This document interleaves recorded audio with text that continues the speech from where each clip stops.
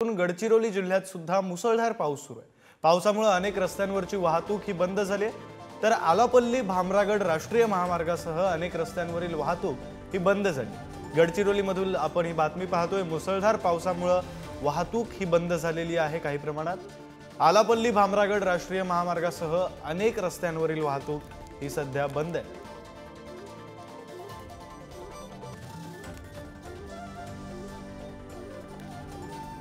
हे दृश्य आपण पाहतोय गडचिरोली जिल्ह्यातील मुसळधार पावसामुळे वाहतुकीवर परिणाम झाल्याची ही बातमी आणि ही दृश्य ज्यामध्ये आपण पाणीच पाणी पाहू शकतो। मुसळधार पावसाचा हा परिणाम आहे आणि ज्यामुळे बऱ्याच ठिकाणच्या वाहतुकीवर परिणाम झालाय। वाहतूक बंद झाली आहे। पावसामुळे अनेक रस्त्यांवरची वाहतूक ही गडचिरोली जिल्ह्यामध्ये बंद आहे।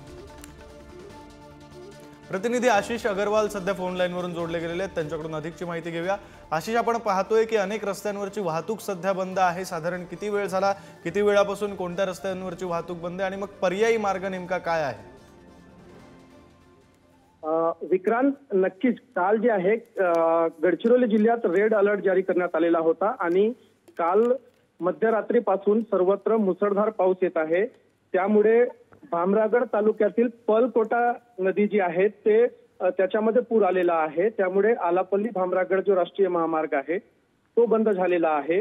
अहेरी येथील मोयाबीन पेठा रस्ता जो आहे तो सुद्धा बंद झालेला आहे आणि कुरखेडा तालुक्यातील तडेगाव चारभट्टी रस्ता आहे किंवा जारावंडी व राज्यसीमा धानोरा तालुक्यातील जो भाग असेल तो सुद्धा बंद झालेला आहे।